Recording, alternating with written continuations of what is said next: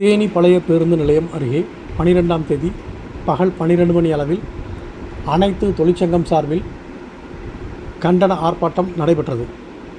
தேனி பழைய பேருந்து நிலையம் அருகே வட மற்றும் மத்திய இந்தியாவில் போராடும் தொழிலாளர்கள் மீது உத்தரப்பிரதேசம் மற்றும் ஹரியானா அரசுகள் மேற்கொண்டு வருகின்ற கைது மற்றும் அடக்குமுறை மற்றும் பொய் வழக்குகளை கண்டித்து, தொழிலாளர்கள் மீதான அடக்குமுறையை கண்டித்து, தொழிலாளர்களின் உரிமையை பாதுகாக்க வலியுறுத்தி கண்டன ஆர்ப்பாட்டம் நடந்தது.